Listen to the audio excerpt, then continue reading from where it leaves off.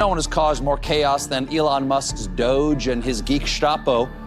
That is the sound of Tesla sales plummeting. I'm not buying another Tesla, ever. He can be the richest man in the world, but I'm not going to help contribute to that. How are you running your other businesses? With great difficulty.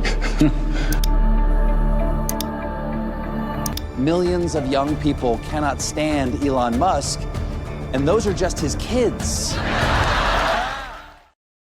Is Elon Musk losing his grip on power, or is he just losing his cool? Because after massive government layoffs, bizarre online meltdowns, and a fan base shift that even he didn't see coming, Musk is facing more backlash than ever. And now, Stephen Colbert has stepped in to make things worse, ruthlessly roasting him on national television. From his political chaos to his growing list of kids, Colbert held nothing back. And let's just say, Musk was not amused. Join us as we break it all down in Stephen Colbert. Just insulted Elon Musk, and Elon loses his cool. Of course, no one has caused more chaos than Elon Musk's Doge and his geek Stapo. That is the sound of Tesla sales plummeting. Elon Musk loves disruption. It's his whole thing. Break the system, rewrite the rules, and somehow convince everyone it's genius. And for a while, that worked. He made electric cars cool, sent rockets into space, and even turned Twitter into whatever weird experiment it is now. But lately, his version of innovation looks a lot more like mass layoffs, political power moves, and a Tesla empire in freefall. And as Stephen Colbert pointed out, nothing is causing more chaos right now than Musk's latest stunt, Doge. Now, no, this isn't about the meme coin. Doge, or the Department of Government Efficiency, is Musk's latest power move. The goal? Cut government waste. The result? Tens of thousands of Americans are suddenly out of a job. It started with an executive order from Trump, giving Doge the power to slash jobs across federal agencies. Musk took the idea and ran with it, hard. The Centers for Disease Control and Prevention, CDC, fired so many employees that it had to send out apology emails asking 180 of them to return.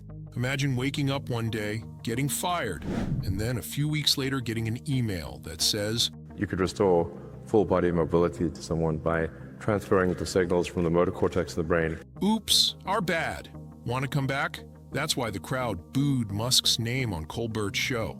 Meanwhile, the Department of Veterans Affairs, an agency that had just reached its highest service levels ever, is now losing staff. Doge is hitting so many agencies so quickly that some federal departments don't even know who's in charge anymore. And here's where things get even more ironic. Because while Musk is demanding efficiency from government workers, his own companies continue to rake in billions of dollars in government funding. SpaceX alone has received over $17 billion in contracts. Tesla has enjoyed massive subsidies that have helped it dominate the electric vehicle market. Even X, the social media site Musk has been experimenting on like a mad scientist, somehow has government contracts tied to digital infrastructure. But if Musk is the one cutting government costs, why aren't his companies the first to lose federal money? Why are hardworking government employees being told their jobs don't matter while Musk continues to benefit from the same taxpayer dollars he claims to be saving? That's the real efficiency happening here. Musk is making sure that the only thing growing under Doge is his own empire. And speaking of Musk's empire, Tesla is in freefall. The numbers are brutal. Sales have plummeted in China, Germany, and across Europe. In some countries, Tesla's market share has dropped by over 70% in just a year. One of its biggest rivals, a Chinese automaker, is experiencing record-breaking sales growth at the exact same time Tesla is tanking. We don't talk that much about Starlink, but essentially it's intended to provide low latency, high bandwidth. That's not just a bad quarter, that's a brand crisis. For years, Musk was Tesla's biggest asset. His name alone made the company feel like the future. Now, he's becoming its biggest liability. The same people who once saw Tesla as the progressive, eco-friendly alternative to gas cars are now turned off by Musk's politics, his attitude, and his growing influence in Washington. Buyers are walking away, and competitors are taking full advantage. But it's not just Tesla that's feeling the heat. As Musk expands his reach beyond tech and into politics, is he actually pushing away the very people who made him a cultural icon And with his growing list of enemies, including some from his own circle, is his reputation taking a hit that even he can't recover from? Let's dig deeper.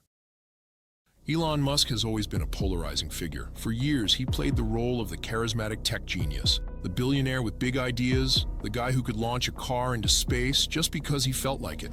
But lately, his reputation has been taking hit after hit. Turns out, randomly firing a lot of Americans isn't that popular with a lot of Americans.